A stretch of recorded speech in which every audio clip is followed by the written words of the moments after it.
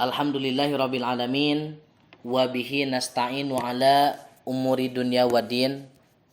Assalatu wassalamu ala asyrafil anbiya'i wal mursalin. Rabbi shrahli sadri wa yassirli amri wahlul 'uqdatam min lisani yafqahu qawli, amma ba'du. Ikhwatu iman yang dimuliakan oleh Allah Subhanahu wa taala, beberapa waktu kebelakang ada yang bertanya kepada saya via WA.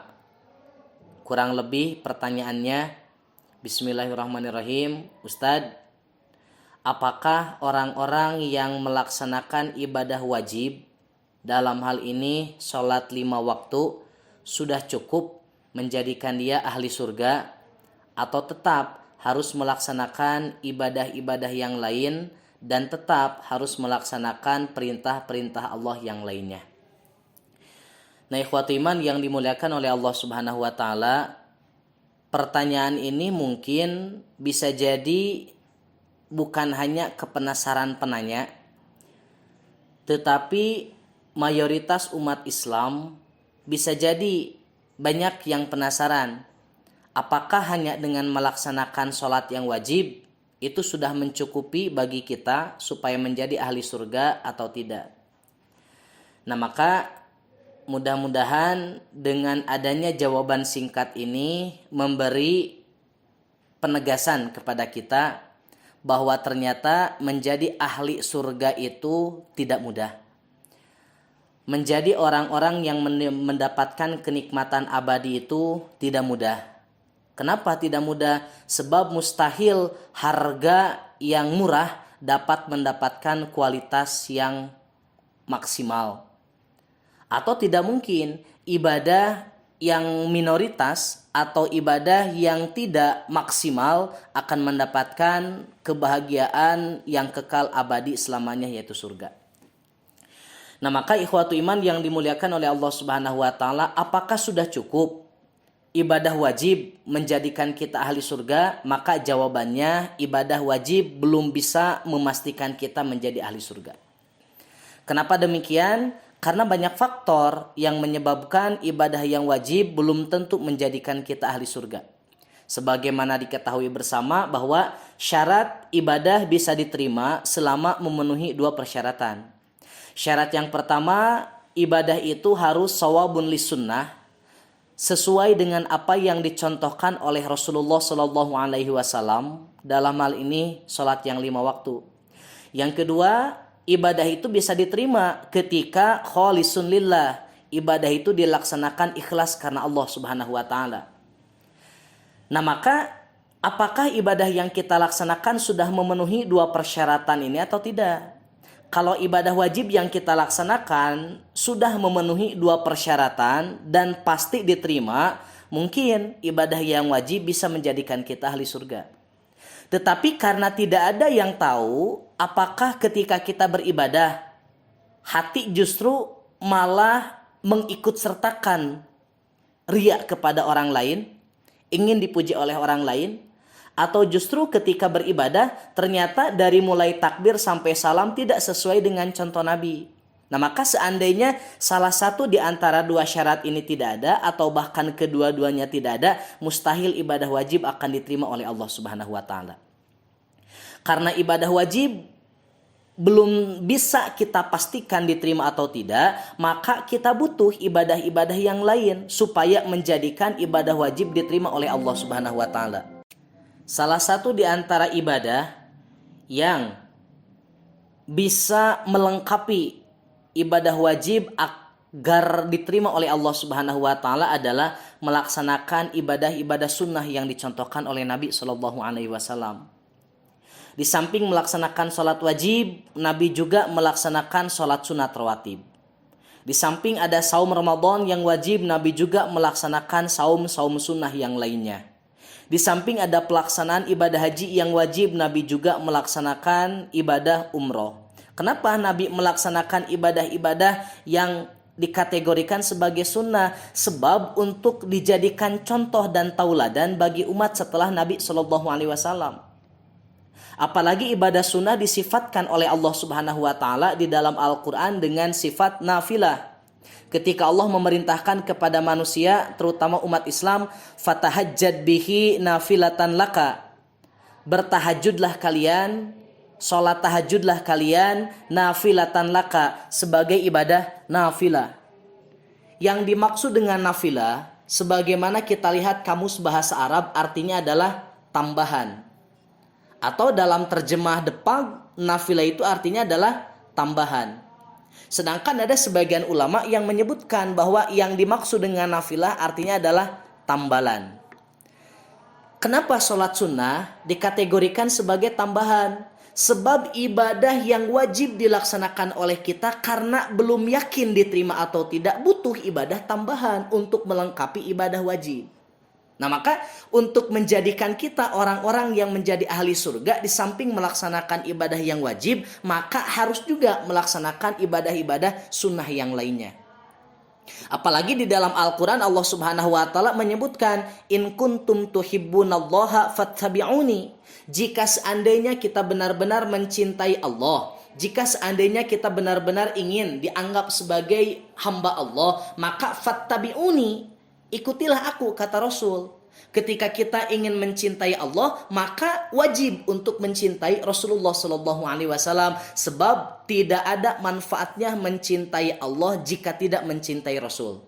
Tidak ada manfaatnya jika hanya melaksanakan ibadah sunnah, ibadah wajib, sedangkan tidak melaksanakan ibadah sunnah. Nah, ikhwati iman yang dimuliakan oleh Allah Subhanahu wa Ta'ala, yang dapat menjadikan kita ahli surga di samping melaksanakan ibadah wajib, kemudian melaksanakan ibadah sunnah, ada juga ibadah-ibadah yang lain yang harus kita laksanakan. Di antaranya apa? Bersabar adalah salah satu tanda bahwa kita adalah orang-orang yang ingin masuk dalam surga. Apalagi Allah menegaskan, innallaha ma'as sabirin. Allah itu bersama orang-orang yang sabar. Ketika Allah menyebutkan Allah bersama orang yang sabar, maka mafhum muwafaqahnya dapat kita ambil. Kesimpulan, orang-orang yang mereka mampu bersabar atas segala yang dibebankan oleh Allah adalah orang-orang yang mendapatkan ridho Allah. Ketika orang sudah mendapatkan ridho Allah, maka dia berhak untuk mendapatkan reward surga dari Allah Subhanahu wa Ta'ala. Sedangkan sebagaimana kita fahami ikhwatu iman yang dimuliakan oleh Allah Subhanahu wa Ta'ala, yang namanya musibah itu akan selalu datang kepada kita. Baik dari harta, kesempatan, waktu, musibah itu akan selalu ada. Dan di antara salah satu karakter orang yang beriman, ketika Allah Subhanahu wa Ta'ala timpakan musibah, mereka akan mengatakan, inna lillahi wa inna ilaihi raji'un. Sabar itu banyak macamnya, bukan hanya ketika mendapatkan musibah, tetapi sabar ketika melaksanakan ibadah, sabar ketika mendapatkan bencana, sabar ketika menjauhi maksiat, itu juga sabar. Apalagi di dalam Al-Quran surat Al-Baqarah ayat 214, Allah Subhanahu wa Ta'ala menyebutkan apa yang kita laksanakan dalam bentuk ibadah sekarang belum tentu menjadikan kita ahli surga. Dan tidak diperkenankan bagi kita untuk meyakini bahwa kita adalah ahli surga. Walaupun Nabi menyampaikan, kullu ummati yadkhulunal jannah. Setiap umat Nabi pasti akan masuk surga. Tetapi ketika kita yakin pasti akan masuk ke dalam surga bi ghairi hisab, maka naudzubillah min dzalik, itu tidak diperbolehkan.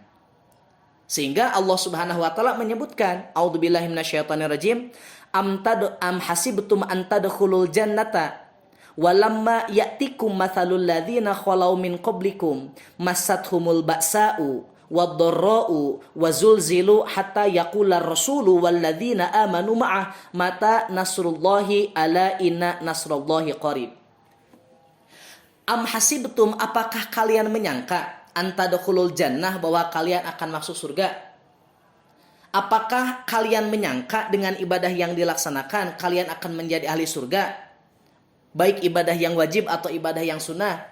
Walamma ya'tikum, padahal kesabaran kalian belum diuji sebagaimana kesabaran orang-orang yang datang khalau min qablikum, sebelum kalian. Kesabaran mereka benar-benar teruji sehingga mereka layak menjadi ahli surga. Bagaimana kesabaran mereka teruji? Massathumul ba'sa, mereka ditimpakan oleh Allah Subhanahu wa Ta'ala al-ba'sa. Apa? Kurangnya harta, kurangnya makanan, kefakiran, wadorro. Apa itu yang dimaksud dengan doro? Berbagai macam penyakit. Wazulzilu, yang dimaksud dengan zulzilu artinya adalah khaufan, rasa takut disebabkan menghadapi musuh yang luar biasa. Sampai-sampai kesabaran mereka sampai pada puncaknya. Sehingga jangankan umat terdahulu, level para nabinya juga sampai mengatakan hatta yaqula rasul, sampai para nabi mengatakan walladzina amanu ma'ah, bersama orang-orang yang ada bersama Nabi SAW, mata nasrullah, kapan pertolongan Allah Subhanahu wa taala ini datang. Nah, ikhwatu iman yang dimuliakan oleh Allah Subhanahu wa taala, sepertinya sombong bagi kita ketika menganggap dengan ibadah wajib dan ibadah yang sunnah kita sudah yakin akan menjadi ahli surga. Sedangkan kesabaran kita belum bisa teruji. Kesabaran kita sama sekali tidak teruji. Berbeda dengan orang-orang zaman dahulu. Dari mulai rasa fakir, kefakiran, kurang harta, makanan, berbagai macam penyakit, bahkan mereka dihadapkan dengan musuh yang siap menyerang mereka, bahkan nyawa taruhannya. Mereka pantas menjadi ahli surga sebab tantangan yang dirasakan oleh mereka luar biasa. Sedangkan ketika kita mengatakan diri kita yakin akan menjadi ahli surga, tantangan yang dirasakan oleh kita apa? Ibadah. Orang-orang zaman dahulu sama ibadah. Ibadah yang wajib, ibadah yang sunnah, sama orang-orang zaman dahulu juga melaksanakan yang wajib dan yang sunnah. Cuman mereka mendapatkan tantangan yang lebih. Apa tantangannya? Pertama, yang tadi, mereka ditimpa kefakiran. Yang kedua, mereka ditimpa berbagai macam penyakit. Yang ketiga, mereka dihadapkan dengan musuh yang siap menyerang dan membunuh mereka. Nah, maka ikhwatu iman yang dimuliakan oleh Allah Subhanahu wa taala, sungguh picik, sungguh sombong ketika kita menyebutkan bahwa kita akan menjadi ahli surga sedangkan kesabaran kita belum pernah teruji.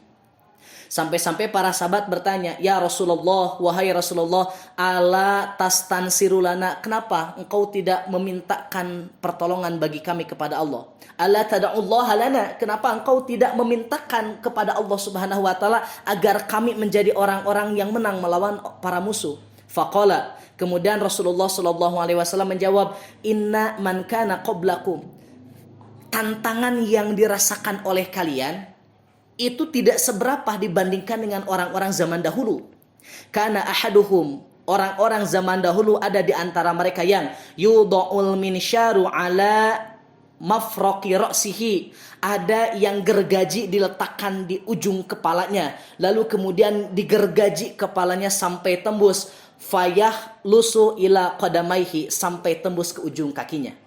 Wala yasrifuhu dzalika an dinihi, tetapi apa yang menimpa mereka tidak menjadikan mereka keluar dari agama. Lalu yang kedua, wa yumsyatu bi amsyatil hadid, ada juga di antara mereka yang disisir dengan sisir yang terbuat dari besi. Ma baina lahmihi wa admihi, yang sisir dari besi kemudian panas itu menyebabkan mereka daging dan tulangnya terkelupas, tetapi la yasrifuhu dzalika an dinihi, itu tidak menyebabkan mereka keluar dari agama mereka. Nah, ikhwatu iman yang dimuliakan oleh Allah Subhanahu wa taala, malu sepertinya ketika kita menganggap bahwa kita akan menjadi ahli surga.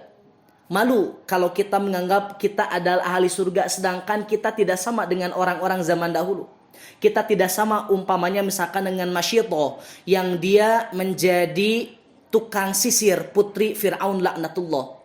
Sebagaimana yang disampaikan oleh Nabi SAW, an Ibnu Abbas, dari Ibnu Abbas, anna Rasulullah SAW, bahwasanya Rasulullah SAW Lailata usriya bih, ketika beliau diisrokan oleh Allah Subhanahu wa taala, marra birihin thayyibatin, beliau melewati satu wewangian yang sangat baik, yang sangat wangi. Faqala, dan kemudian Nabi berkata, "Ya Jibril, wahai Jibril, ma hadhihi rih, apa wewangian ini?" Qala, Jibril mengatakan, "Hadhihi rihu, ini adalah wewangian Masyitoh binti Fir'auna, yang dia bertugas untuk menjadi penyisir putri Fir'aun."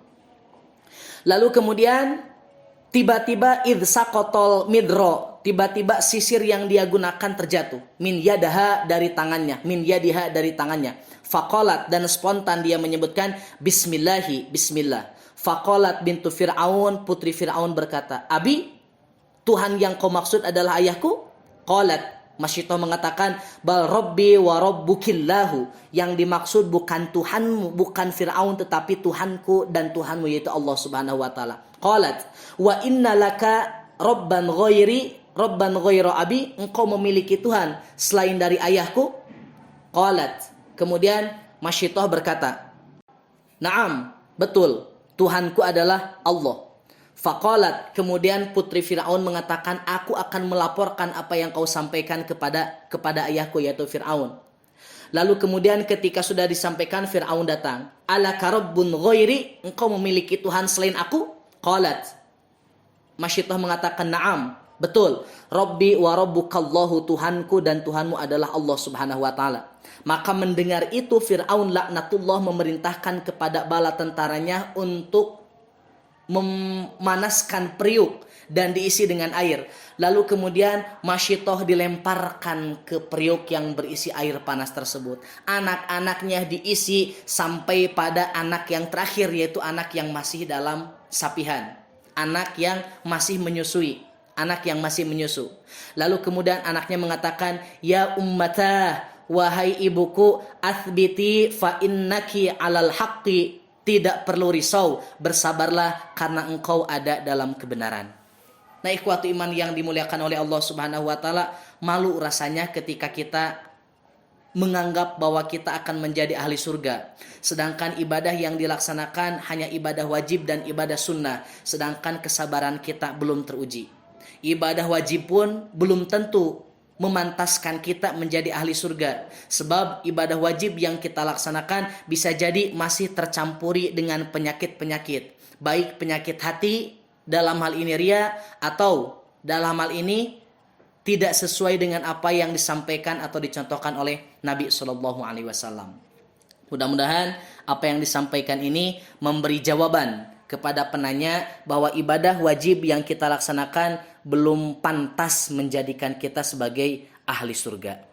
Aqulu qouli hadza wa astaghfirullah li wa lakum. Rabbana atina fid dunya hasanah wa fil akhirati hasanah wa qina adzabannar. Assalamualaikum warahmatullahi wabarakatuh.